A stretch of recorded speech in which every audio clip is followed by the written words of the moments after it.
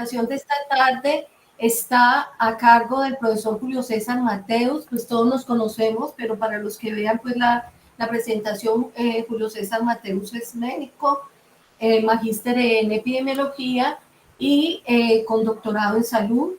Él ha trabajado mucho en docencia en epidemiología y entonces en este semestre del seminario va a aportarnos, la vez pasada nos aportó con un tema muy interesante acerca de los estudios ecológicos y ahorita entonces vamos a trabajar los diseños en epidemiología y entonces vos me decís cómo voy pasando te aviso, claro. Sí.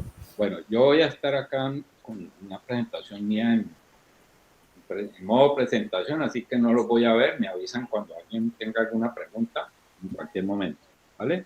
Perfecto.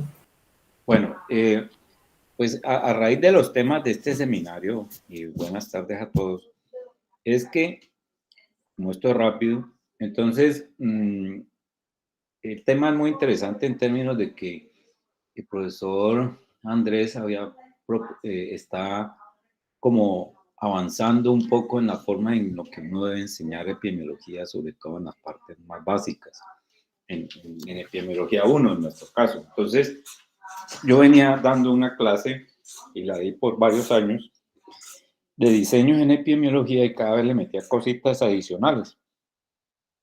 Y entonces voy a tratar de hacerles la presentación lo más rápido posible de cómo yo se la hago a los estudiantes y de allí pues podernos realimentar. Primero pues ya le estaba comentando a Olga que me parece interesante lo que presentó el profesor Andrés porque realimenta muy bien esto y esto es pues una cosa que le ocurre a uno como para explicar didácticamente qué son los diseños en epidemiología. Obviamente basándose en muchos textos, pero sí es como una cosa como de mucha iniciativa personal y entonces a veces uno queda sin la corrección de pares o observaciones de los pares. Entonces, segunda diapositiva, y en esa sesión lo que yo hago con los estudiantes es reconocer los aspectos básicos de los diseños y me centro mucho en direccionalidad y temporalidad y reconocer los diferentes tipos de estudios. Siguiente, también les muestro a ellos una clasificación de los estudios en epidemiología básicamente basada en la que tiene Rodman, que hay algo allí muy interesante. Y ustedes ven ahí los estudios experimentales a la izquierda con y sin asignación aleatoria y a la derecha los estudios observacionales con y sin grupo de comparación que los hace descriptivos y analíticos. Y aquí yo he encontrado algunos problemas por ejemplo, ahora que hago parte del comité de ética, en que presentan estudios transversales y muestran análisis como si fueran analíticos, sin haber hecho todo el ejercicio realmente desde el inicio del estudio para conformar un grupo de comparación. Entonces, eso puede tener algunas dificultades y entonces por eso me gusta mucho esta clasificación porque le da a uno todas esas opciones. Entonces, es una de las cosas que les presento a los estudiantes. Sigamos, luego hablamos de los estudios experimentales. Ya vamos en la cuarta diapositiva, ¿cierto, Olguita? ¿Aló? ¿Están escuchando? Sí, te escuchamos bien y vamos en la cuarta, sí. Ah, bueno, ok.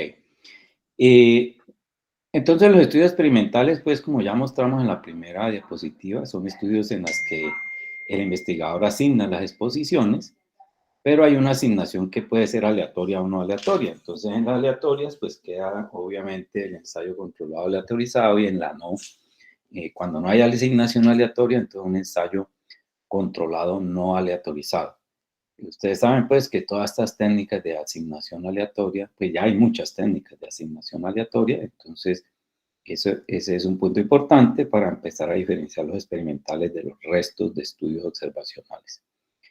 La forma más simple de un estudio experimental es una población que se escoge, una se asigna un tratamiento, otra un control, y ese control puede ser ningún tratamiento, un placebo que cada vez éticamente es más limitado, o el tratamiento actual, para compararlo con un nuevo candidato a tratamiento. Se utilizan dos procedimientos adicionales, uno es la aleatorización y el enmascaramiento, Y hasta aquí les hablo muy poco más, no les hablo mucho más de los estudios experimentales porque en EPI 4 ese es el tema, ¿no? Entonces les hablo pues de los diferentes tipos de estudios experimentales, ensayos de laboratorio, clínicos y comunitarios, cada uno con un objetivo un poco diferente. Primero son respuestas biológicas que se buscan o respuestas conductuales. En los otros son, prueban posibles efectos, entre comillas más bien eficacia, de una intervención preventiva terapéutica, y un ensayo comunitario son los efectos de las intervenciones orientadas a modificar factores de riesgo en una población casi siempre. También se diferencian algo en la población, son muy restringidas las del primer tipo. Las del segundo tipo pues son poblaciones muy seleccionadas, en casos diagnosticados, voluntarios o sujetos muy tamizados. Y en el ensayo pues en un contexto sociopolítico particular. Y la duración pues también tiene algunas diferencias en algunos casos que pueden ser, lograr una diferencia entre ellos o por lo menos ver características de algún tipo de estudio de esto según eso. Ventajas pues es un control, que hay un control del estudio mucho mayor, permiten al investigador aislar el efecto observado del tratamiento, incluso se habla de que cuando el proceso de aleatorización está muy bien hecho, uno tiene un 95% y todo el análisis, obviamente, y la recolección y todos los procedimientos del estudio sean hechos de acuerdo a unos estándares, entonces se obtiene un 95% de seguridad que los efectos que uno ve se deben al tratamiento y no al azar, o solamente un 5% lo puede llegar a explicar al azar, dependiendo de cómo se calculó el tamaño muestra, porque puede ser hasta el 1%. Con un buen diseño, pues se pueden controlar casi todos los posibles factores que distorsionan una relación, incluyendo aquellos no medidos, ¿cierto? Que eso diferencia un poco de los estudios observacionales. Limitaciones, pues no están libres de distorsiones por errores en los procedimientos, ¿cierto? El control de los factores de riesgo es particularmente difícil en los estudios, en los ensayos comunitarios. Pues ustedes saben, es muy difícil manipular ambientes o condiciones sociales. Puede haber un control excesivo de la situación. Muestras súper seleccionadas pueden diferir de la población objetivo, lo cual le resta quizá capacidad inferencial al estudio. Y unos aspectos prácticos del diseño, pues es que a veces no se puede, la aleatorización versus ética, hay algo que no se puede aleatorizar, un placebo, por ejemplo, a veces no puede ser aleatorizado porque sería antiético, que cada vez es más el caso, y la factibilidad de poder, por ejemplo, en estudios no farmacológicos, como por ejemplo estudios de grandes intervenciones quirúrgicas o ese tipo de cosas, hacer un doble enmascaramiento es mucho menos factible de poderlo ejecutar, aunque hoy en día ya se están usando algunos recursos que permiten hacerlo.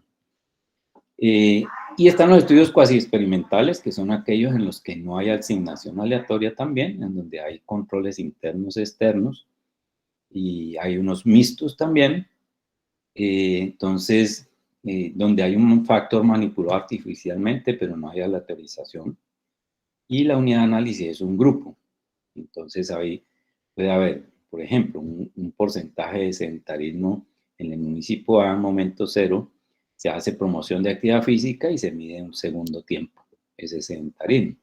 Es una comparación interna, en donde el control pues, es el mismo grupo. Y la comparación de simple de múltiples grupos, entonces porcentaje de sedentarismo en varios municipios a un momento dado, y el porcentaje de sedentarismo en municipios externos, similares quizá, pero no iguales. Entonces, son modalidades de hacer estudios cuasi experimentales bajo ese. A algunos no les gusta el término cuasi experimentales y dicen que eso no existe. Básicamente son estudios antes y después. Y están también los estudios mixtos, en donde además de que se hace en unos lugares específicos, se hace la promoción, se ve el sedentarismo después de un tiempo de intervención, ¿cierto? Y se ve un cambio del sedentarismo, y se miran otros lugares también, en mirar a ver si hay una tendencia secular del sedentarismo y poder controlar por él. Entonces se buscan comparaciones internas y externas en estos estudios casi experimentales. Esto ha sucedido, por ejemplo, estudios de esa naturaleza en cáncer, donde se puede ver ese tipo de efectos y controlar por tendencias seculares. También están, pues, en los estudios en donde el investigador no asigna las exposiciones, son estudios observacionales, en donde pueden tener o no grupo de comparación, y si no tienen grupo de comparación, pues son estudios descriptivos, y si lo tienen, son estudios analíticos. ¿Cuándo se deben hacer los descriptivos o los analíticos? Pues los descriptivos básicamente tienen mayor indicación cuando se conoce poco del evento, de la ocurrencia o frecuencia de la historia natural, de que se desconozca totalmente algunos tipos de determinantes. Entonces, ese es un buen momento para pensar en un estudio descriptivo. Y los objetivos es estimar la frecuencia de la enfermedad o la tendencia temporal en una población y generar hipótesis de carácter más etiológico. Los analíticos es cuando ya uno puede diferenciar por lo menos grupos para poder comparar y hacer una mejor comparación, elegir mejor un control o un no expuesto, y poder hacer una mejor comparación. Para eso se necesita más información, y a veces requiere que uno tenga esa información para poder hacerlo una comparación mucho más válida. Los objetivos son identificar factores de riesgo, estimar los efectos sobre la enfermedad. Ustedes saben pues que esto es el primer paso para buscar posibles factores causales de la enfermedad, y ahora, al final vamos a hablar un poco de eso porque es interesante que cada vez más a los epidemiólogos nos pidan eso, que hagamos, después de hacer un estudio, que hagamos nuestra inferencia causal y quizá de mecanismos posibles de desarrollar. Ya algunos editores de revistas están pidiendo cada vez más eso. Y además de pedir eso, piden que explicitemos más cómo podría usarse esa información para hacer intervenciones, diseñar intervenciones basadas en evidencia. Entonces, yo creo que eso está cambiando, y los editores de revistas cada vez se ponen mucho más eh, eh, eh, firmes con la idea de que si yo como epidemiólogo o un grupo de investigación como epidemiólogos hacen un estudio analítico, deben procurar hacer ese esfuerzo, esclarecer un poco más la causalidad, la cadena causal, y sugerir posibles estrategias de intervención. Ahorita mencionamos un poco cuál es como el fundamento de exigir eso ahora. Entonces, básicamente, ¿cómo diría? La prescripción de alguno de estos tipos de estudios pues depende más del conocimiento que se tenga del tema.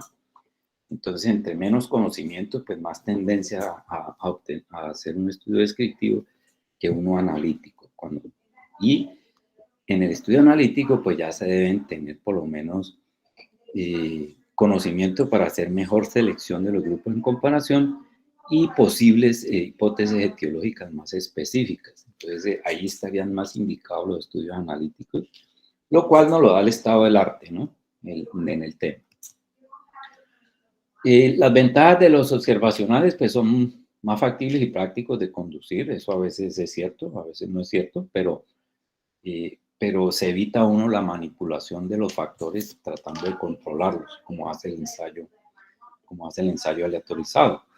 Y los otros otra ventaja es que se hacen en ambientes naturales. Discúlpame, Julio, un momentico. Es que estoy tratando de ubicarme en la presentación, en dónde vas. 13, en la 13. ¿En la qué? 13, sí. 13. Y como no me habías dicho que pasara. Ay, qué pena, Olguita, ¿no? Sí, no, y qué pena con ustedes. Es un afán el berraco. Entonces, bueno, aquí me autorizas a mandar la presentación con la grabación. Vale, sí. Ajá. Perfecto, entonces estábamos listos. Claro, estábamos aquí en la 13, estás acá. Perfecto. Sí. Ventajas limitaciones de estudios observacionales. Entonces ya había hablado un poco de las ventajas, son más factibles y prácticos de conducir, no todas las ocasiones, pero sí pueden serlo frente a un ensayo. Por ejemplo, la cohorte más complicada no requiere que uno haga esfuerzos en controlar factores externos. Entonces, pues en ese sentido se habla de que es un poco más factible una cohorte que un ensayo, en ese sentido. La otra ventaja es que se realizan en ambientes más naturales y la población de estudio pues queda mejor representada. La población objetivo representa mucho más, la población de estudio representa mucho más la población objetivo. Eso puede tener implicaciones para la toma de decisiones, que son de las cosas que están pidiendo también, reitero, algunos ya editores de revistas. Que el epidemiólogo no se limite a decir encontré esto, sino que cómo eso juega en la causalidad y cómo eso puede llegar a ser utilizado para intervención.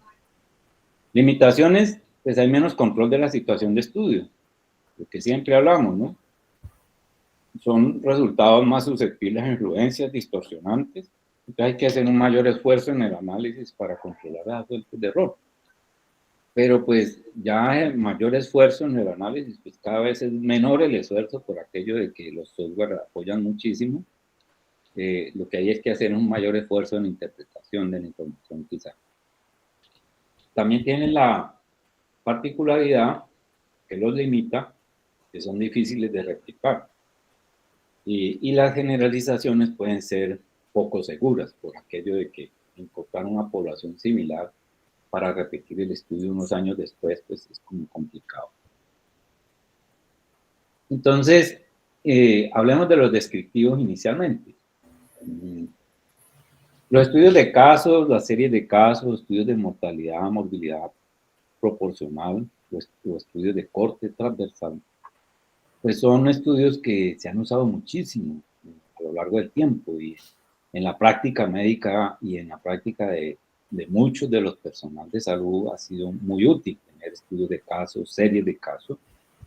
Hay publicaciones clásicas, estamos en la 15 ahorita, qué pena.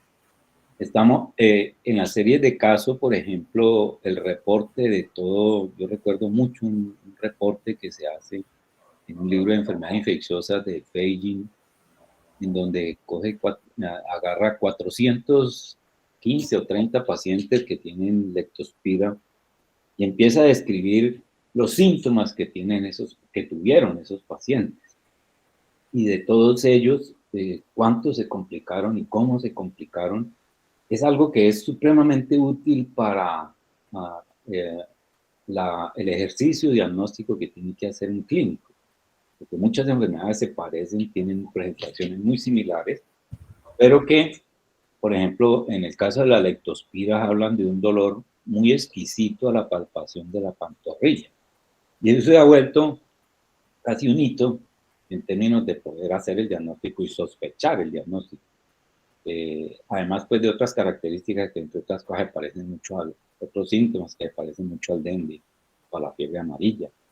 Entonces, incluso a una hepatitis, algunos tipos de hepatitis. Entonces, la serie de casos, yo creo que han iluminado la práctica clínica y el enfrentamiento que tiene el clínico inicial a un cuadro de un paciente muy enfermo o levemente enfermo. Entonces, orientan muchísimo toda la serie de casos, son muy importantes. Curiosamente, las series de casos se confunden mucho con los estudios transversales. Y ahora vamos a discutir un poco esa confusión quizá que hay allí en términos metodológicos. Los estudios de mortalidad y morbilidad proporcional pues nos han orientado muchísimo hacia la situación de salud de una población en particular y ha ayudado a determinar en gran medida prioridades en salud, ¿cierto? Con los indicadores de mortalidad y morbilidad. Ahorita pues se suman los estudios de discapacidad también, que pueden ayudar muchísimo también a definir situaciones en salud de una población. Y está el estudio clásico, que es el estudio de corte transversal.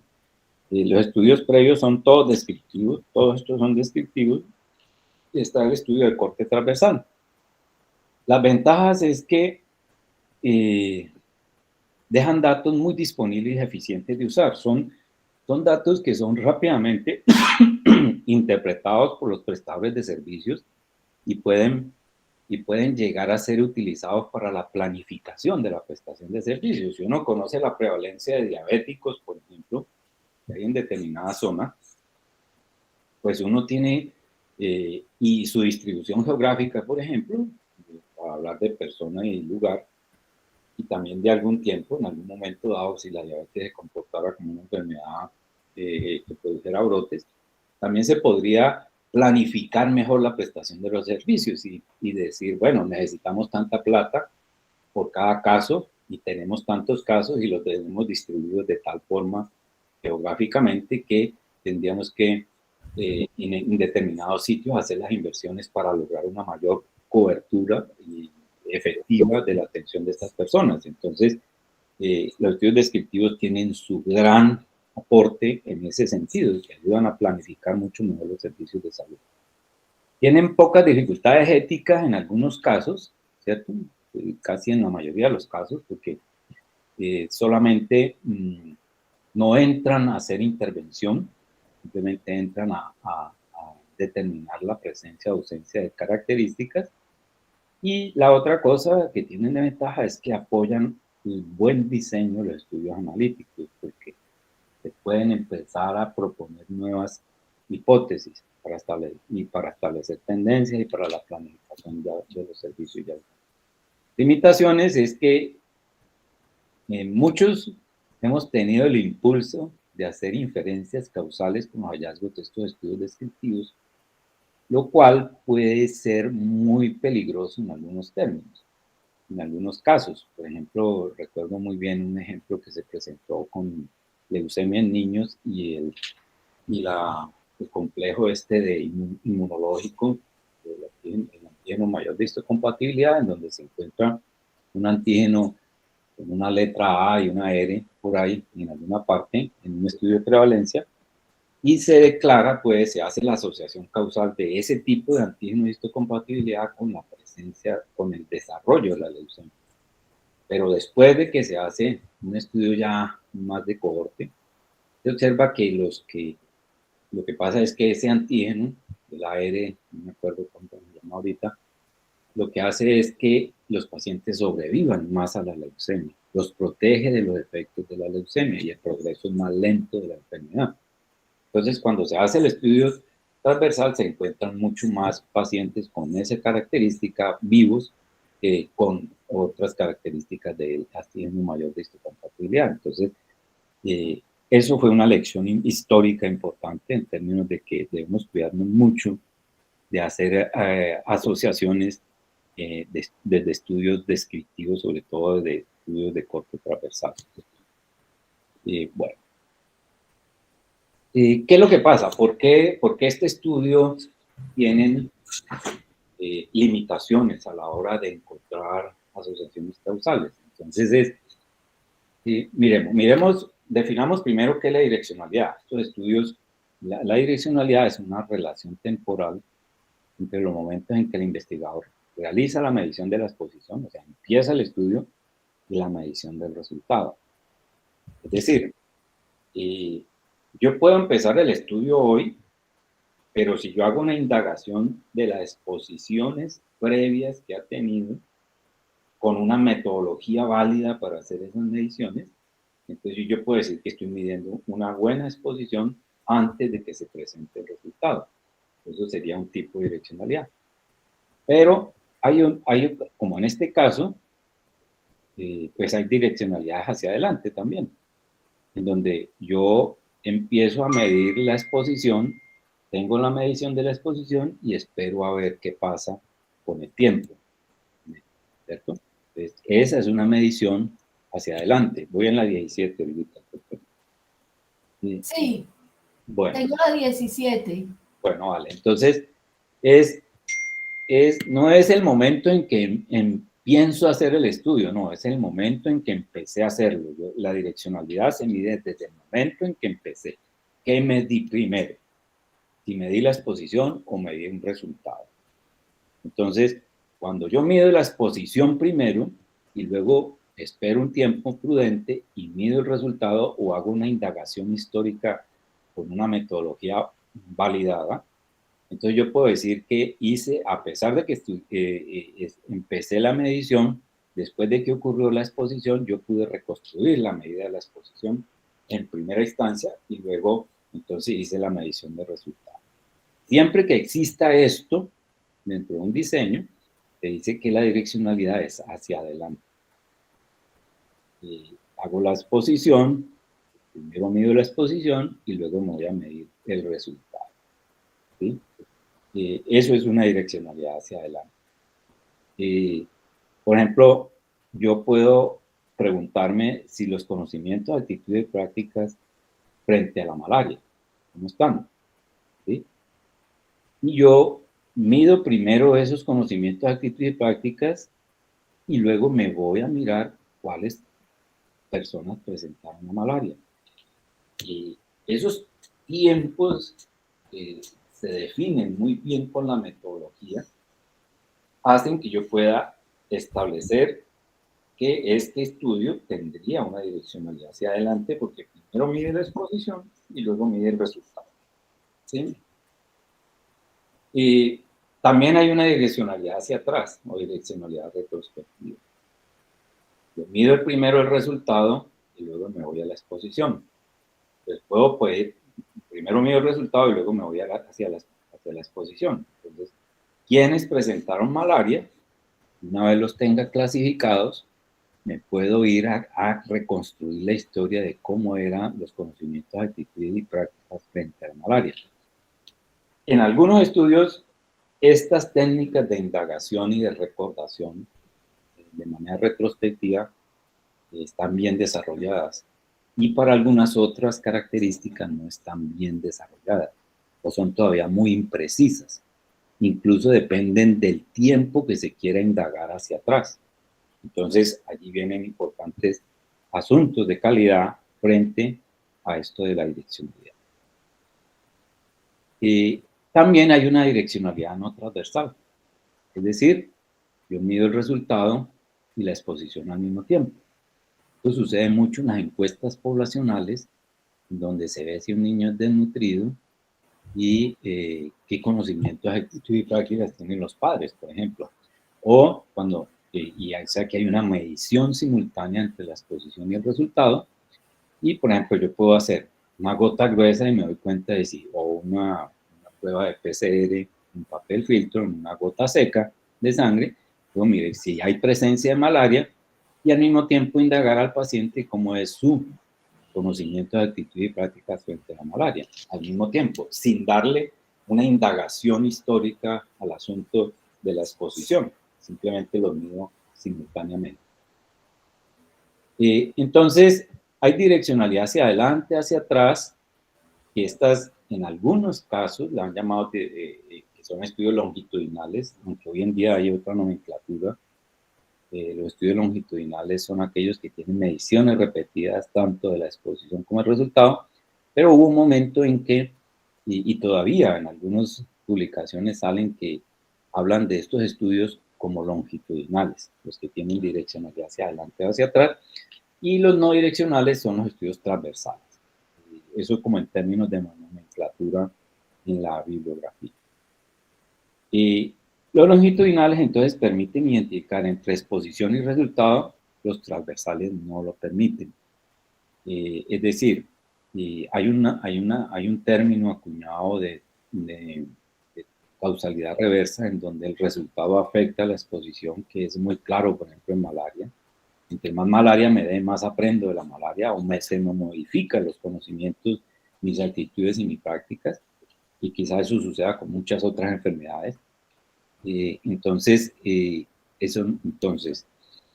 la direccionalidad es una pieza fundamental para interpretar los hallazgos epidemiológicos, porque permiten distinguir antecedentes de consecuencias. Entonces, una de las cosas que uno debe tener muy presente es la metodología, cómo se trabajó, cómo se organizaron los grupos en comparación, cómo se hicieron las indagaciones y hacerse la idea de cómo fue la direccionalidad. Se han visto publicaciones, dicen que son alrededor del 15%, donde dicen que tienen una direccionalidad, por ejemplo, hacia adelante, y cuando se mira muy bien la metodología y se ve toda la secuencia de recolección de datos, resulta de que es una direccionalidad hacia atrás o no hay direccionalidad. Lo mismo sucede con los estudios transversales. A veces los estudios transversales analíticos se confunden un poco en términos de que mencionan el grupo de comparación y cuando uno mira muy bien la metodología, no hay una indagación histórica de la exposición y lo interpretan como un estudio, como si fuera casi un estudio que hizo una indagación histórica cuando no la realizó. Entonces es clave, la direccionalidad es muy clave para poder interpretar los hallazgos de estudios epidemiológicos y determinarla no solo por lo que reportan los autores, sino por la metodología, se vuelve fundamental para poder interpretar los hallazgos de esos estudios. El otro término es la temporalidad, que es una relación cronológica entre el momento en que se inicia el estudio y el momento en que se presenta la exposición del resultado. Esto hay que diferenciarlo muy bien de la direccionalidad. Es decir, yo recibí la plata hoy, ¿cierto?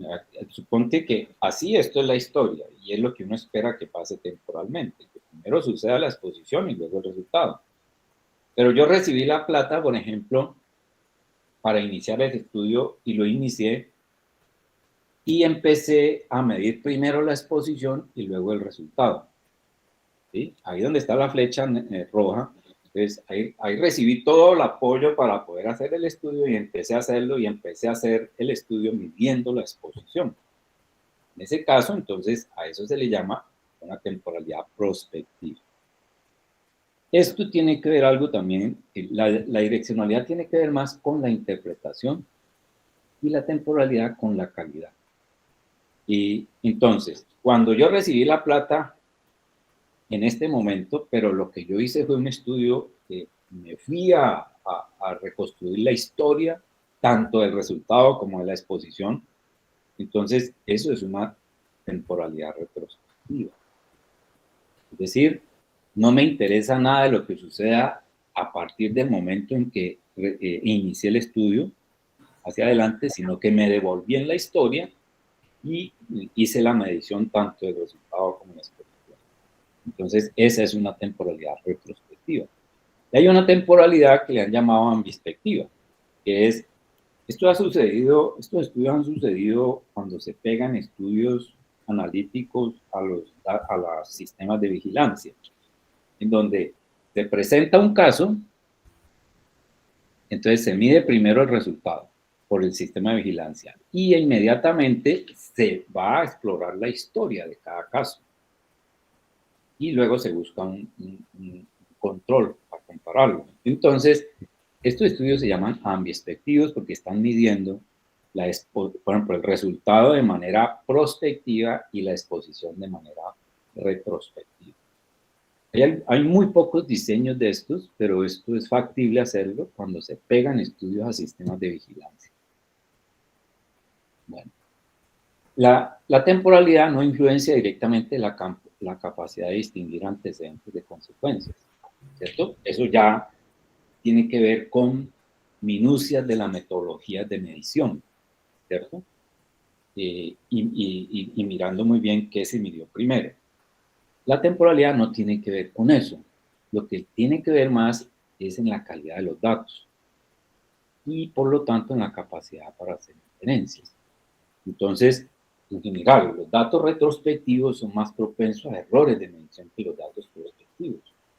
Se ha ido mejorando muchísimo las técnicas de indagación y de recordación, pero a veces, por lo menos entre los no enfermos, por decirlo así, o entre los que no tienen un resultado particular, la recordación de la exposición puede ser de más mala calidad que los que están enfermos. Y los que están enfermos o que tienen la condición pueden recordar cosas en mucho detalle que a la hora del té pueden estar no ligados al desarrollo de la enfermedad. Entonces, por eso se dice que los datos retrospectivos son más propensos a errores de medición que los prospectivos.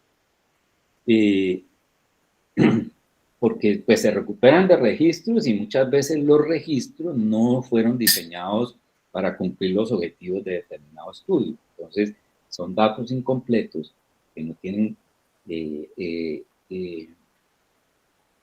no tienen un suficiente control por factores externos, extraños, o cuando existen, ¿cierto?, de registros, o de la evocación de recuerdos. Entonces, esas técnicas aún, ustedes vieron que tocó afinar, por ejemplo, la medición de cuántos cigarrillos se fuma una persona casi 30 años para poder tener una medición medio confiable hoy en día. Lo mismo sucedió con actividad física. Hay una serie de cuestionarios que se han venido haciendo para poder asegurar una mejor medición de evocación de los recuerdos de exposiciones como esas. Entonces, cada vez se trabaja más en ellas, pero todavía tienen algunos problemas. Pasamos a la 23 hoy. Entonces, ¿cuál es la dirección de estudios de los estudios de cohorte, de los estudios de casos y controles, de los estudios transversales, que son los diseños observacionales clásicos? Entonces, miremos los estudios analíticos. Entonces, estos diseños, pues, la clasificación la población que se va a estudiar se clasifica en expuestos y no expuestos, ¿cierto? Esta población con C cachucha es ¿cómo dice eso? ¿Cómo se llama anotación? C con el triangulito encima. Es una población que no tiene un resultado, ¿cierto? Y que se sigue en el tiempo para detectar una enfermedad o para ver cuándo se muere, ¿cierto? O un evento en salud. Eso quiere decir esa notación con las barras y las flechas a D y D con la barra encima. Y la otra es cuando en la notación que vamos a usar, usamos una S encerrada en un círculo, es que hay un muestreo probabilístico, para que hay un conocimiento de la probabilidad de selección de cada individuo ingresado a participar en un estudio. Y cuando esté punteada son procedimientos opcionales que se hacen dentro de los estudios.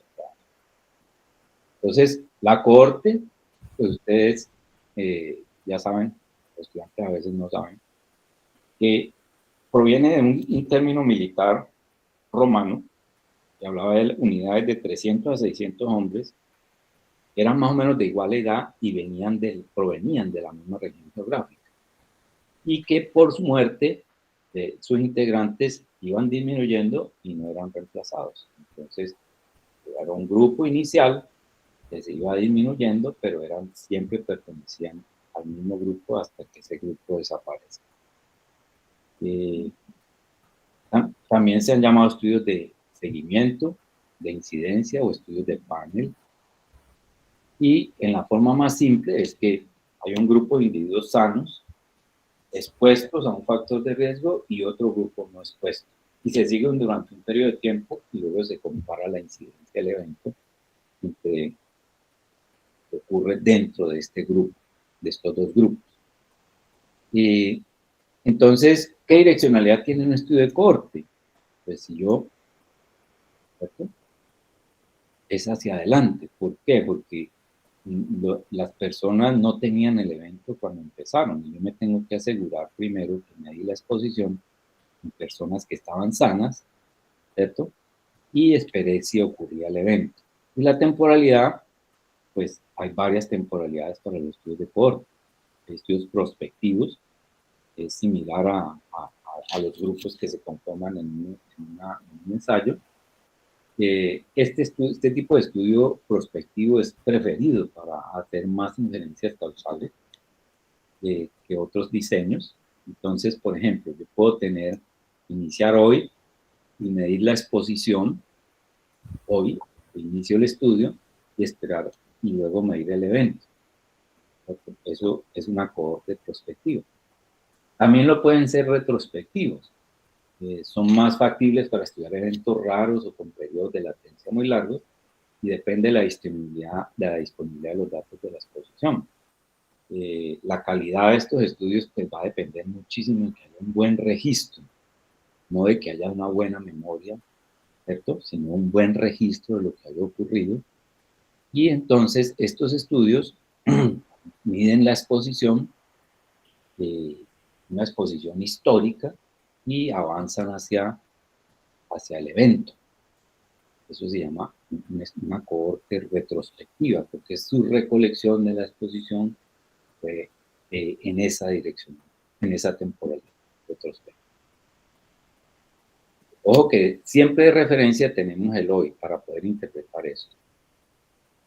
Y están los estudios de cohorte ambispectivos, que también cuando se pueden pegar a sistemas de vigilancia.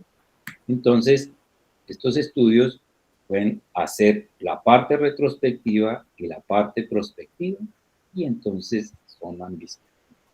Son muy raros, son una especie muy rara de tipo de estudio dentro de los de cohorte, pero hay algunos reportados. ¿Alguna pregunta de esto? No, no.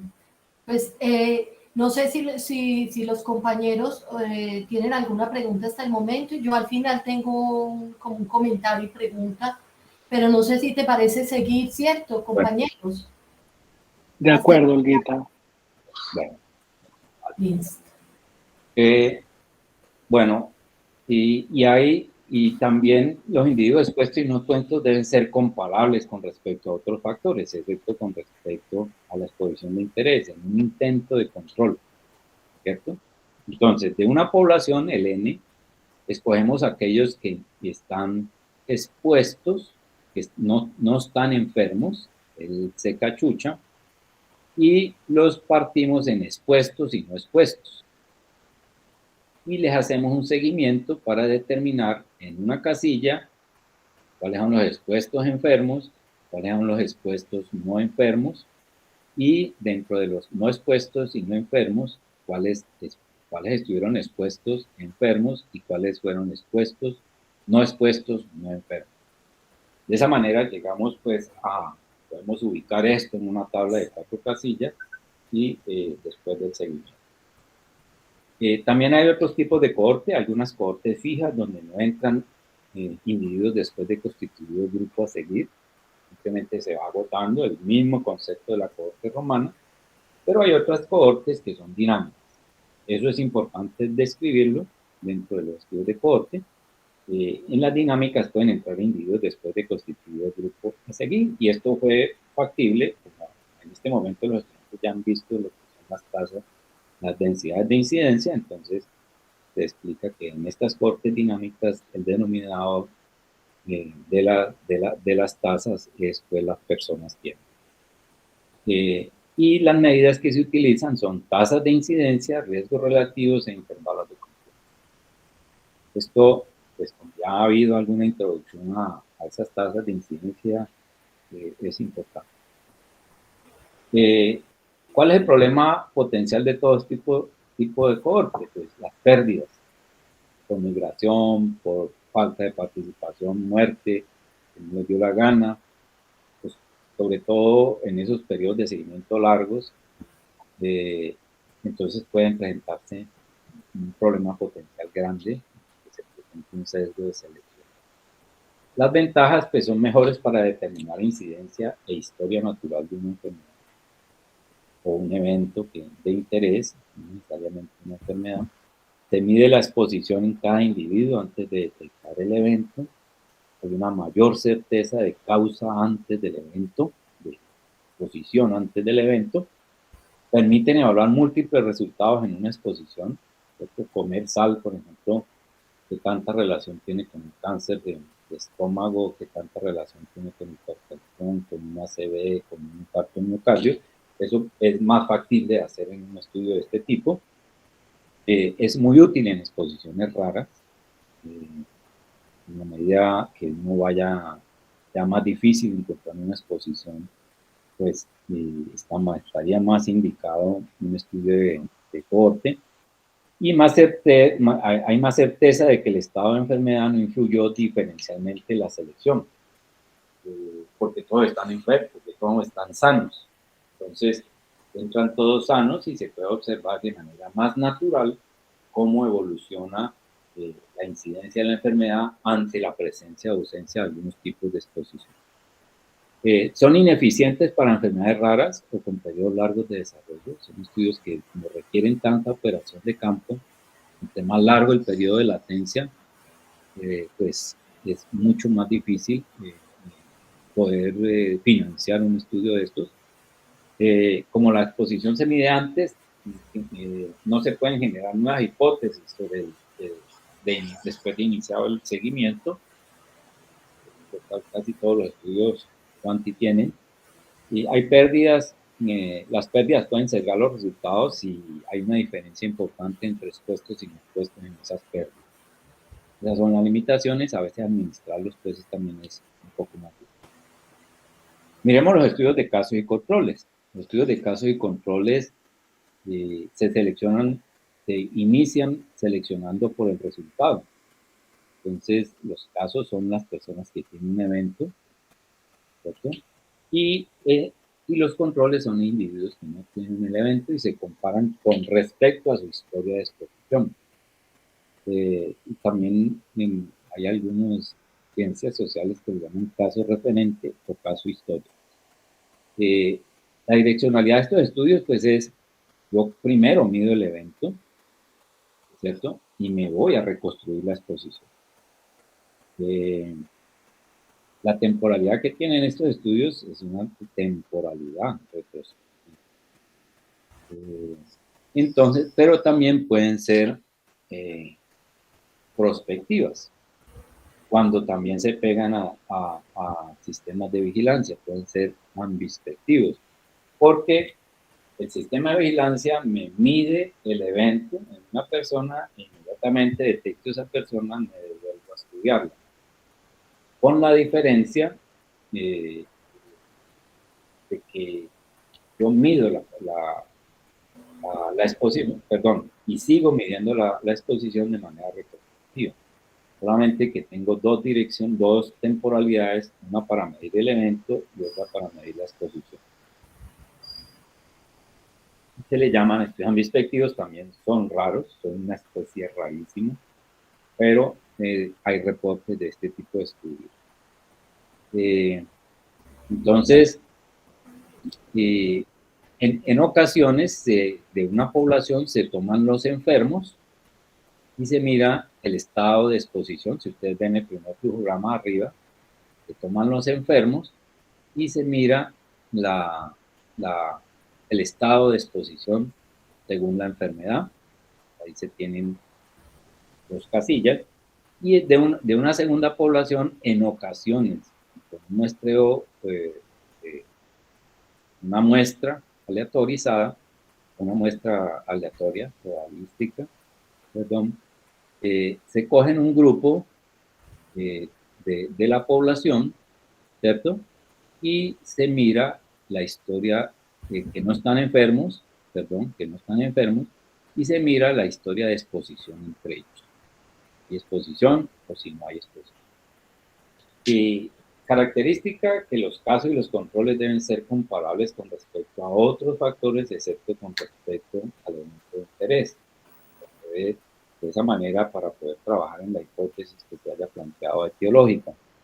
Puede basarse en casos incidentes o en casos prevalentes, pues con algunos problemas en los casos prevalentes. Es preferible tener casos incidentes. Y esa incidencia va a depender mucho del periodo de latencia.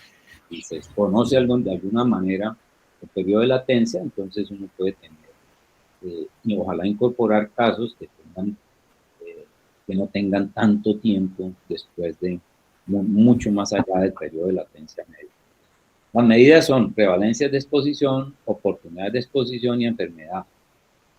Los odds, las razones de oportunidades, en ciertas ocasiones se puede hacer el riesgo relativo cuando se anidan dentro de una cohorte. Ventajas. En la 33 evalúa varios factores etiológicos asociados a una enfermedad. Al contrario, vimos que en la cohorte 1 podría evaluar el efecto de una exposición en varias enfermedades. Aquí es el efecto de varias exposiciones sobre una enfermedad. Sí, son menos costosos y gastan menos tiempo en general que los estudios de cohorte y que los ensayos. Son eficientes en enfermedades raras y con periodos de latencia largos. No hay que hacer toda una espera para que ocurra el evento que a uno le interesa. Permite estudiar efectos adversos de medicamentos, ¿cierto? Esto a veces riñe con la ética. De hecho, los que han desarrollado ya sistemas de farmacovigilancia que dan mucho más oportunidad para detectar efectos adversos de medicamentos en el fase 4. Permite identificar factores en nuevas enfermedades y esto rápidamente, los estudios de casos y controles son muy eficientes en el estudio de brotes o de epidemias. Y yo creo que una de las más exitosas que hubo fue con cáncer, con SIDA, perdón, donde rápidamente se encontraron los factores y fueron casi puros diseños durante la pandemia de VIH, que con estos estudios se logra identificar rápidamente los factores que están influyendo en la producción de la enfermedad. Limitaciones. Julio, una pregunta. Siendo las 1:58, la 1:59, ¿cuántas diapositivas? Y para aprovecharte y hacerte, y que quede en la grabación varias preguntas y debate. Bueno, voy a obviar estas ventajas y limitaciones porque ustedes las conocen, ¿les parece? Voy a hablar del estudio transversal, nuevamente, es un estudio sin direccionalidad, pero que puede tener temporalidad retrospectiva o prospectiva. Esto a veces nos causa, y pueden ser ambiespectivos también. Esto a veces no se comprende muy bien, pero la direccionalidad siempre debe permanecer transversal, no direccional, pero muchas veces hay unos periodos cortos de tiempo de diferencia entre el evento y la medición del evento y la medición de la exposición, que en general son periodos de tiempo que son menores a el tiempo de latencia de una exposición. Entonces, eso es importante al momento de calificar un estudio transversal, y muchas veces la indagación que se hace en un estudio transversal de la exposición cobra varios años antes y están más allá del periodo de latencia. Entonces, casi siempre estos estudios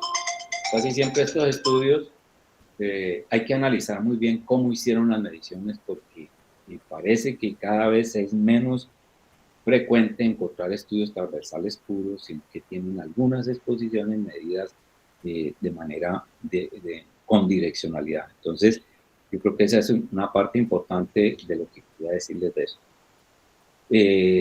Bueno, están los estudios ecológicos, hay otros tipos de estudios, pero una de las cosas que yo hago mucho énfasis en ellos es que la historia de la salud pública nos ha mostrado que hay diferentes momentos de intervención. Cada uno de esos momentos tiene unos servicios ofrecidos, tiene una población objetiva que es diferente para cada momento, ofrece unos tipos de servicios que también son diferentes, tienen unos efectos, se buscan unos efectos importantes para cerrar, para esperados, que también son en algunos momentos es diferente, y tiene unos requisitos, y esos requisitos, por ejemplo, tienen que ver con la disponibilidad de evidencia para poder prestar o diseñar intervenciones para cada momento de esto. Por eso es el esfuerzo que tienen a hacer los editores de revistas para que los epidemiólogos reporten la forma de uso. Porque una de las brechas a cerrar es que, miren, nosotros, la última diapositiva creo que la penúltima, las estimaciones actuales sugieren que nos demoramos 17 años para implementar solo el 14% de los resultados de las investigaciones, para incorporar las intervenciones basadas en evidencia. Eso es una brecha muy grande, y yo creo que en epidemiología tenemos que hacer un esfuerzo para ir cerrando esa brecha. La última diapositiva, yo creo que no hay un diseño mejor que otro. Lo que hay es lo que hay es una necesidad, es preguntas que se deben solucionar y depende de por el diseño más apropiado, depende del tipo de preguntas que se haga. Sería más. Ya.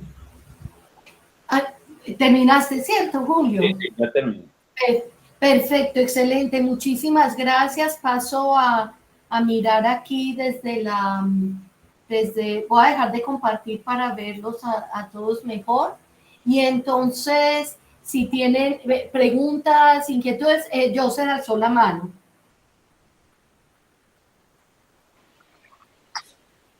Sí, buenas tardes. Pues muchas gracias, profe Julio, por compartirnos esta presentación.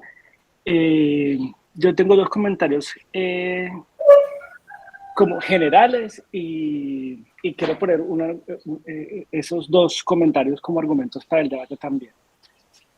Uno, yo creo que es importante el que con la experiencia que vamos teniendo con las enseñanzas a distintos grupos y en distintos momentos de la formación sobre los diseños, identificar siempre cuáles son esos supuestos básicos, mínimos, previos que deberíamos poder tener total claridad o por lo menos un manejo en cierto grado para poder dar el suficiente como prerequisito para poder comprender los diseños.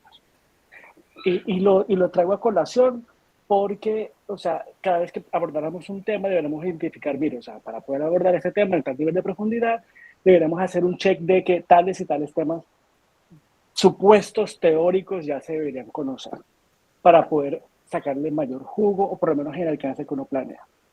Ese uno. Y dos, yo creo que, y tiene que ver mucho, lo pensaba desde el principio, pero tiene que ver mucho con la última diapositiva que presentó el profe Julio y tiene que ver con que precisamente, dado que ningún estudio es mejor que el otro, yo creo que deberíamos superar las comparaciones hechas sobre ventajas y limitaciones que ponen a competir a los dibujos, a los diseños entre sí. Y más bien poder presentarlos alrededor de la pregunta que mejor es respondida con cada tipo de diseño, que si bien es cierto que tiene un contexto histórico para el cual se creó, se formuló ese tipo de diseño, también tiene ahorita en este momento una nueva como clasificación en función de que tal estudio, o sea, tal tipo de pregunta solo se puede responder en el mejor estado de condiciones con tal diseño. Y eso nos permitiría entonces abandonar esta pues, inoficiosa pregunta recurrente de cuál es mejor que el otro.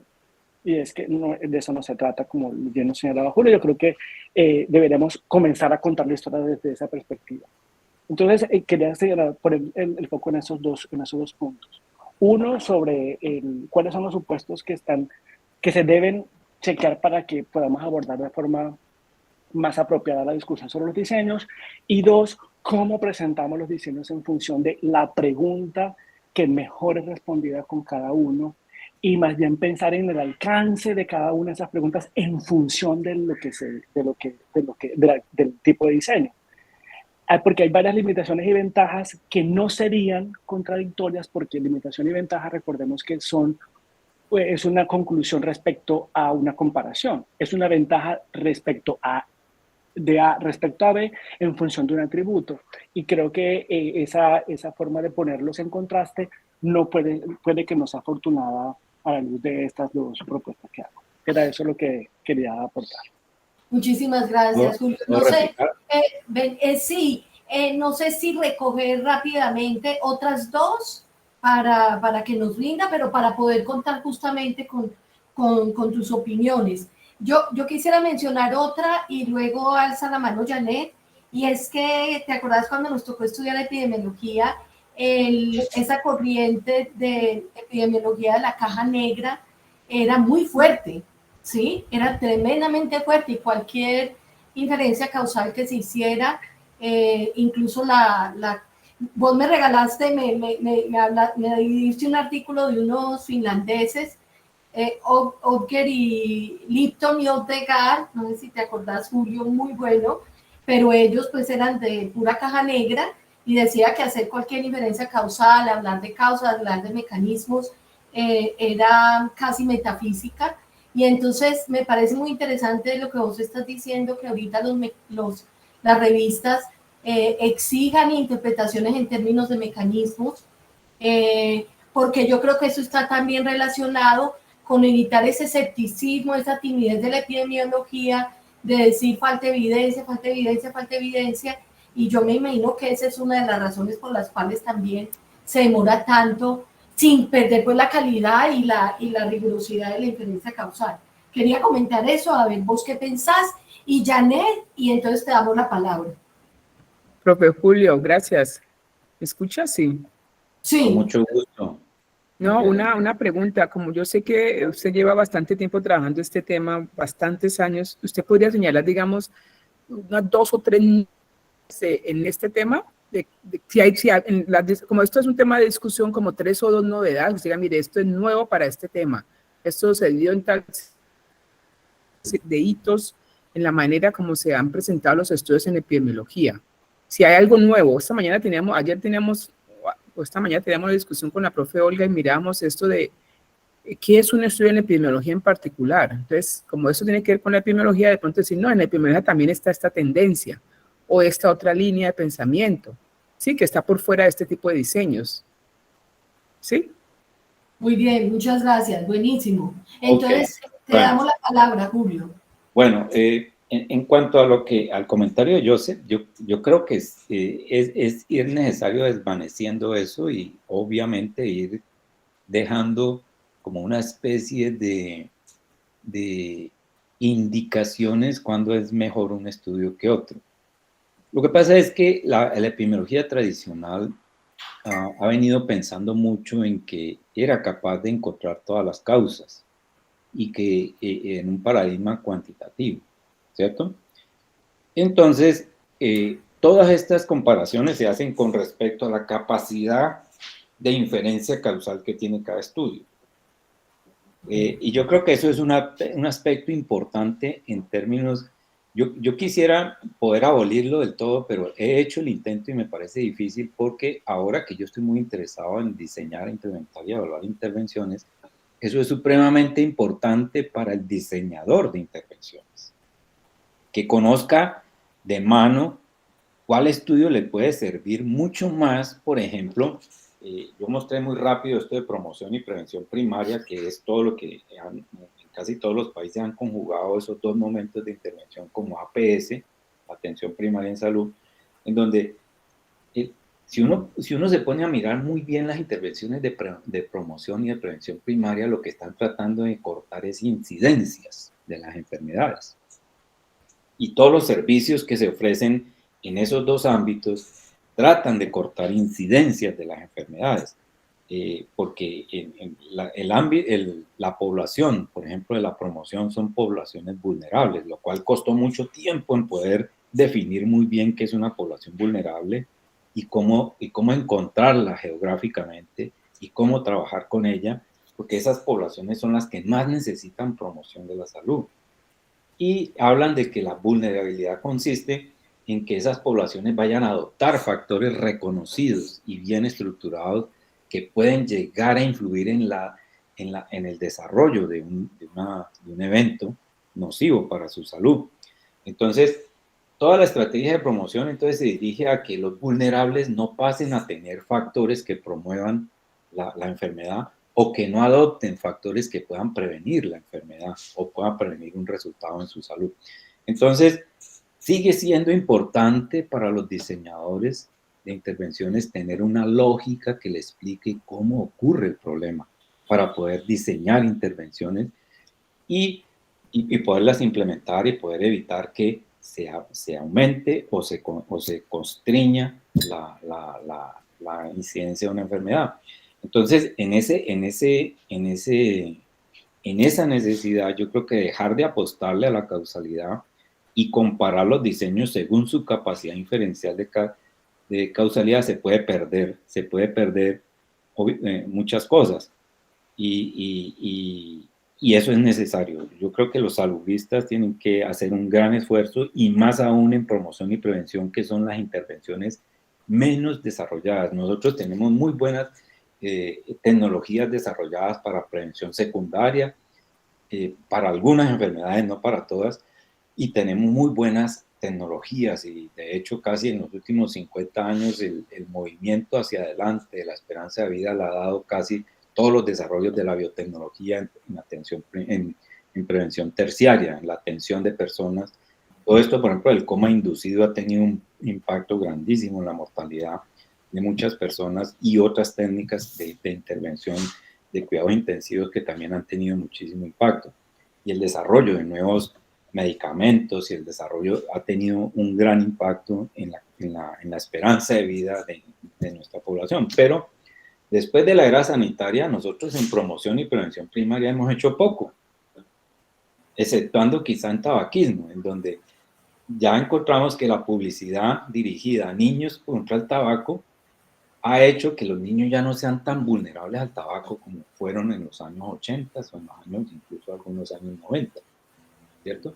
Entonces, yo creo que nos falta mucho desarrollo allí y yo creo que los epidemiólogos que estamos haciendo estudios relacionados con mecanismos de producción de enfermedad son los que tienen que alimentar todas esas intervenciones de promoción y prevención primaria, para que sean muchas más, para poder contener un poco la incidencia de las enfermedades. Entonces, por ahora no veo muy factible eliminar del todo esa comparación de los diseños frente a ventajas y desventajas, frente a la inferencia causal, que es, creo que toda la comparación que hace la literatura clásica y alguna moderna de la epidemiología. Entonces, ese es como mi comentario frente a eso. Vos me preguntaste, Olguita. No, el comentario de que nos criamos con esa visión de caja negra escéptica y gracias. Yo creo que la caja negra se está destapando cada vez más. Sí. Yo creo que sí, yo creo que ya hay un enfoque, las teorías ecosociales y las teorías han venido destapando un poco más eso. Tenemos que avanzar a que esos estudios sean un poco más baratos y desarrollemos más técnicas de medición por fuera del individuo.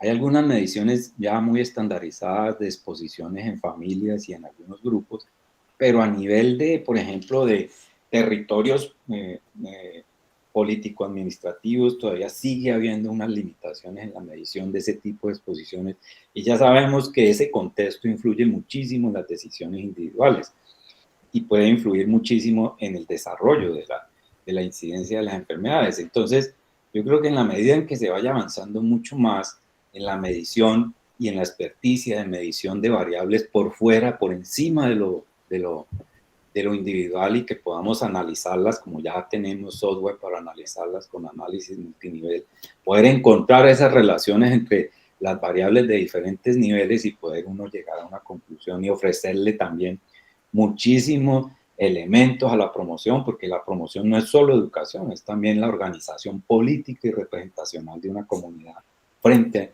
a beneficiar la enfermedad. Y si no hacemos ese enfoque ecológico, no podemos darle esos elementos a quienes tienen la obligación, digo yo, de desarrollar intervenciones de promoción, que busquen una organización comunitaria y una mejor representatividad política de las comunidades. Si no, no vamos a poder hacerlo. ¿Vale? Ese era mi comentario, Olguita, frente a tu pregunta. Perfecto. Frente a lo de Janet, yo creo que novedades, pues, ese enfoque ecosocial, Janet, yo creo que nuestros estudios, a pesar de esos nuevos enfoques, todavía dan respuesta a esas necesidades si podemos desarrollar las metodologías de medición que mencionaba ahorita. Yo creo que esos estudios pueden seguir dando pauta, ese tipo de diseños pueden seguir, pero cada vez se ve más la necesidad de complementarlo, y esto es otra novedad en la que ha habido ya una comunión y un acercamiento importante, porque cuando yo me estaba criando de epidemiólogo no lo había, con los métodos cualitativos. Yo creo que eso ha sido importante, mi experiencia con eso ha sido muy gratificante, y pues ustedes saben que yo trabajaba en lactancia materna y me di cuenta, por ejemplo, que la opinión positiva de un padre frente a la lactancia alarga la lactancia materna. pero muy pocos padres tienen una opinión positiva. Y al momento de tratar de entender eso, entonces invitamos a Gustavo y yo invitamos a Constanza a que miráramos un poco las representaciones sociales en esas personas. Y Constanza hizo un estudio muy bonito frente a representaciones sociales y encontramos, por ejemplo, una representación social importante que anulaba al hombre en esas decisiones era que él era considerado irresponsable si no llevaba leche de tarro a la casa. Entonces, eso no lo podíamos haber comprendido con un enfoque cuántico.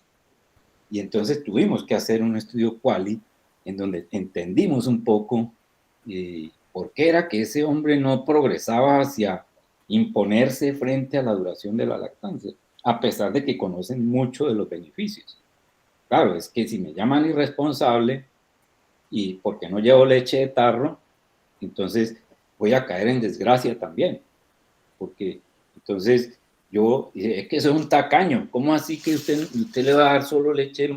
¿Cómo me va a obligar a darle leche materna a este niñito si hijo me duele, si no me acompañan, si todo eso? Bueno, que eso es un tacaño. Entonces se formaba pues un conflicto tenaz, no solo con la mamá, sino también con las tías y las abuelas frente a eso. Entonces terminaba siendo vencido ese convencimiento. Porque en los hombres que están bien convencidos siempre tenían esa representación del conflicto que eso les generaba defender la lactancia en la casa. Y eso no lo vemos. Entonces, yo creo que esa es una cosa de novedad muy grande. Y la novedad, pues, también del enfoque ecológico, Janet. Yo creo que el enfoque ecológico nos va a hacer pensar muchísimo de qué tipo de variables y hasta dónde vamos a llegar incorporando nuestros estudios. Por ahí me preguntaron algo en el chat. Sí, que la bibliografía sobre lactancia materna está publicada en Colombia Médica y está Gustavo Cabrera y yo. Gracias. Entonces la puedes buscar, Luz Adriana, entonces en la literatura, en internet. Muchas gracias. José alzó la mano y yo también quisiera decir alguna cosa. Sí, yo creo que dos cositas. Mira que en este proceso de cómo, yo también enseño estudiantes de medicina y me he topado y he hecho un mix de cómo enseñar sobre los diseños. Y si bien es cierto que lo que más nos apasiona y lo que más nos pide los editores y los colegas que trabajan en investigación es explicación causal, eso solamente es uno de los propósitos de los diseños. Porque el otro, como bien lo señalaba Julio, tiene que ver con medir la carga de la enfermedad en una población. Y eso me lleva a dos cosas. Uno, que nos ha llevado a que hipertrofiemos entonces el conocimiento y lo que le enseñamos a las personas sobre las asociaciones causales o no, y descuidemos todo lo importante que tiene que ver con la estimación de la frecuencia de las condiciones que se requieren para la planificación de los servicios, incluso más que los de asociación. Entonces, para eso es necesario entonces hacer un muy buen estudio transversal y no tenemos, cuando hacemos la revisión de lo que entregamos a las personas que están en formación, no cumplimos con ese otro gran propósito de los diseños, que es medir la carga. Y cómo entonces deberíamos también estar avanzando sobre cómo se miden eso en una población. Y allí va la segunda cosa, que yo creo que es importante, y ahí quiero tocar el crédito al profesor Raj Gopal, que él encuentra en su capítulo sobre diseños muy difícil esto de poder enseñar sobre diseños, pero justo lo pone después de población, porque él sostiene un argumento que me parece que es muy válido, y es que puede parecernos como demasiado evidente, pero tenemos que chequear si de verdad estamos dando cuenta de ello. Y es que conocer sobre la salud y la enfermedad en las poblaciones humanas puede estar aplicado en individuos y viceversa. Esa relación entre individuo y población, que es tan importante que la tengamos claro para poder después comprender no solamente el asunto inferencial, sino precisamente la indicación de los diseños, sí yo creo que debe ser un requisito fundamental. Porque en últimas, las medidas que salen de cada uno de los diseños, lo que están poniendo en tanto de frecuencia como de asociación, los que tienen ese alcance, lo que están tratando de hacer es comparar poblaciones.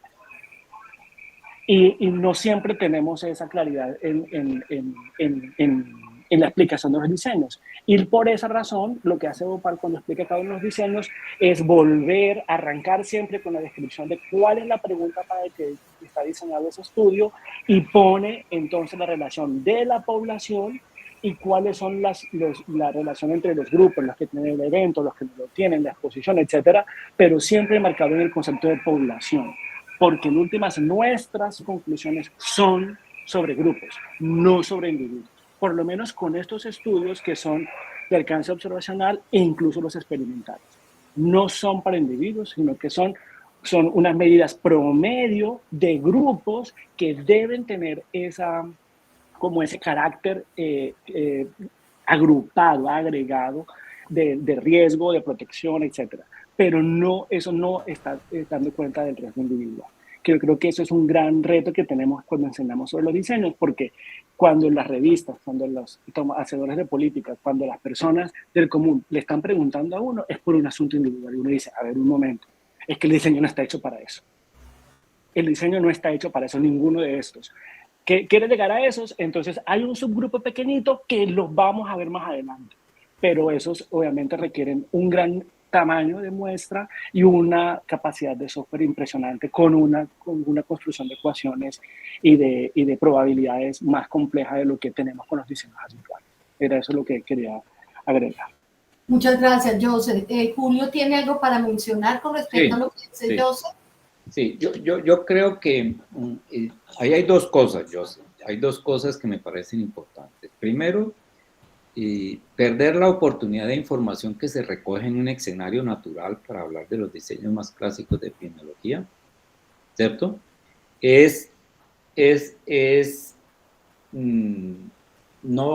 No atreverse a hacer inferencia causal, o por lo menos hipótesis causales, o proponer hipótesis causales, como es el caso de los estudios transversales.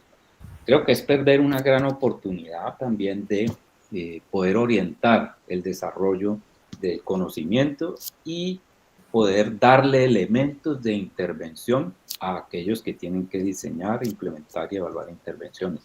Entonces, por eso es un llamado también importante a eso, entonces, dejar de hacer eso, y por eso es que nos están pidiendo, hemos sido demasiado tímidos al momento de hacer nuestros reportes en epidemiología y no damos, nos quedamos diciendo es que no alcancé, es que yo no sé qué, pero ya los editores están pidiendo en algunas revistas, no, es que usted debe decirnos cómo se ensambla este conocimiento para ser utilizado en salud pública y para qué sirve. ¿Tiene limitaciones? Ya nos dijo que tenía limitaciones, pero ¿usted qué cree que debe hacerse con esta información desde el punto de vista de salud pública? Entonces, siempre atreverse a hacer eso y siempre atreverse a decir el camino causal que probablemente está ocurriendo aquí es este. ¿Por qué? Porque eso ayuda muchísimo, ya lo dije, a los diseñadores. Entonces, ese es un punto importante. Lo otro es que mientras no tengamos integrados nuestros diseños individuales, variables grupales, vamos quizá a tener una falencia importante en el conocimiento de la producción de una enfermedad en una comunidad o de un evento en una comunidad. Vamos a tener limitaciones porque si no lo podemos hacer, nuevamente, el gran lío, y lo discutimos la vez que hablamos de ecológicos, es conseguir todos los recursos para poder hacer eso, para poder hacer una medición simultánea de las exposiciones, más o menos con la misma temporalidad y con una direccionalidad adecuada para entender mucho mejor, lo cual... Exposiciones ecológicas, estás diciendo. Exacto. Es que eso es complicado para poder hacer esas mediciones simultáneas y me imagino que algunas con algún rezago porque las exposiciones poblacionales van produciendo con cierto tiempo de latencia también las influencias a nivel de otras variables. Entonces es un poco complicado tener eso todavía, no lo tenemos, pero podemos dar luces de cómo hacer una intervención. Y de hecho ha habido intervenciones basadas en datos de estudios solo individuales que han tenido algún tipo de éxito y han logrado contener algunas cosas. De hecho, una de las medidas causales, una de los criterios causales más importantes es intervenir un factor que se encontró asociado y ver que la intervención de ese factor, habiendo sido implementada y diseñada con la intención de controlar ese factor, produce un efecto en la disminución de la incidencia del evento. Yo creo que, y allí los epidemiólogos estamos en manos de los saludistas que tienen que diseñar e implementar intervenciones para poder decirnos si eso realmente sirve o no de pegar el salto desde un estudio, un subgrupo que se estudió a una intervención grupal. Y yo creo que, pero no podemos parar. Yo no puedo decirle, no hagamos promoción ni hagamos prevención primaria, porque es que no tengo toda la información. Yo primero voy a esperar tener toda la información. De hecho... Pero, ¿sabes una cosa que quisiera comentar, Julio? Sí. Yo creo que aquí un asunto es... yo estoy en parte, digamos, de acuerdo con vos y en parte con Joseph.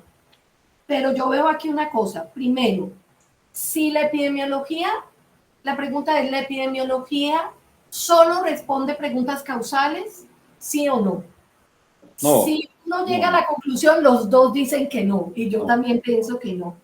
Si decimos que no, quiere decir que en epidemiología hay, aparte de los estudios que quieran mirar asociaciones, hay estudios desde la misma disciplina de la epidemiología, no digamos interdisciplinar, sino desde la misma disciplina de la epidemiología para hacer, por ejemplo, descripciones que van a servir, por ejemplo, para, ¿cierto? Para todo lo que sabemos, incluso para denunciar muy bien. Pero el asunto es que esa jerarquía entre los diferentes estudios epidemiológicos y que, digamos, se refleja un poco también en las, si tenemos los experimentales, en las, digamos, organismos que miden el nivel de evidencia, los estudios epidemiológicos se diseñaron para establecer relaciones causales.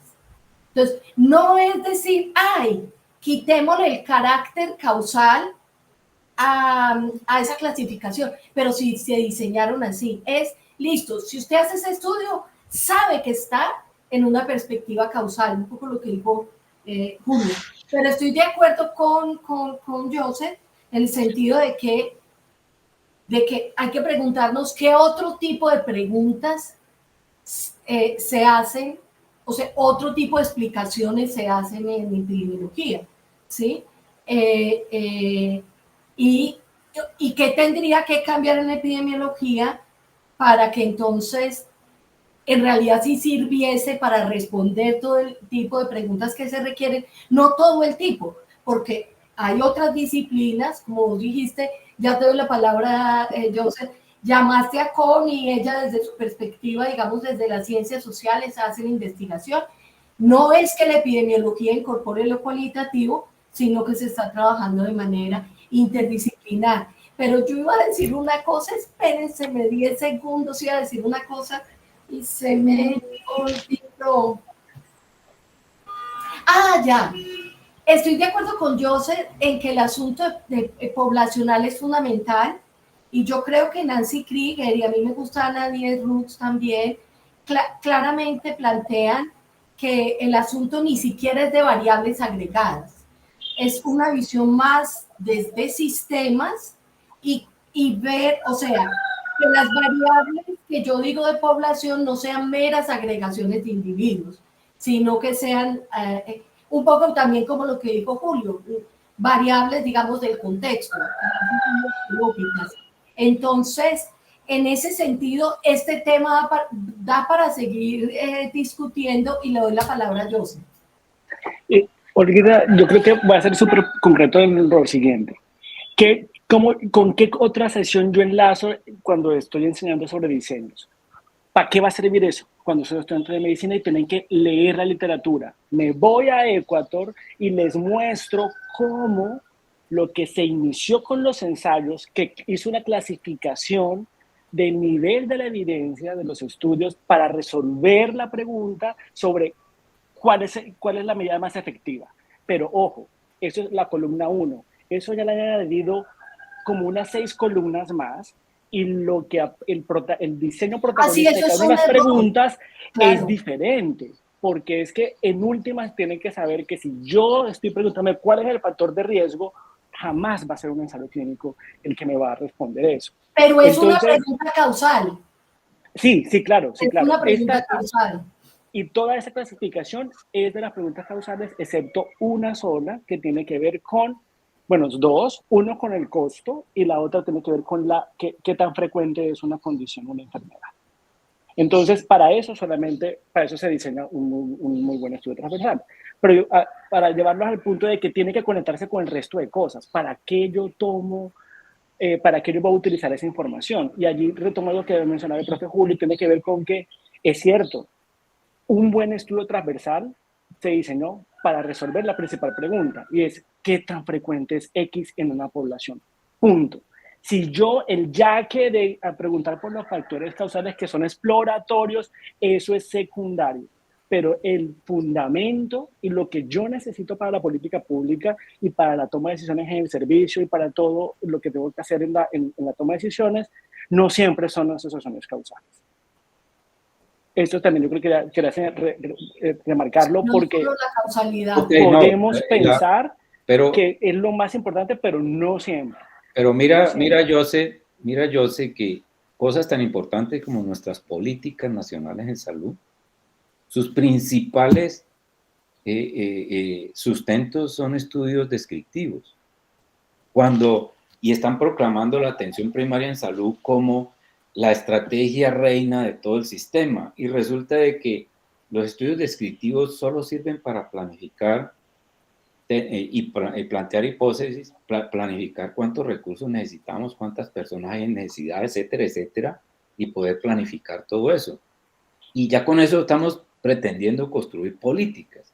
Si tú ves, por ejemplo, si tú ves la saga de políticas nacionales de derechos, de sexualidad, derechos sexuales y derechos reproductivos, tú ves, están basados, toda esa saga está basada en estudios descriptivos. Pero Dime según tú eso, cómo vas a prevenir embarazos en adolescentes si no conoces los mecanismos que están llevando a que los embarazos, a los adolescentes se embaracen. Esa es mi pregunta. Para vos, el diseño de política siempre tiene que tener información causal. Yo creo que para poder diseñar una intervención integral, debe integrar la promoción primaria, la prevención secundaria y la prevención terciaria. A eso es que yo llamaría integral, con diferentes estrategias que se complementen y sean coherentes entre sí. Para mí el RIAS, información causal. Claro, para mí el RIAS no es integral. El RIAS es un momento de atención. Ese es un debate que queda abierto aquí en esta. Claro, porque pero no tiene nada de integral no tiene nada de integral cuando vos estás hablando solamente de prevención secundaria y terciaria. Eso no tiene nada integral. Si vos no incorporás lo de promoción y lo de prevención primaria, eso no es integral.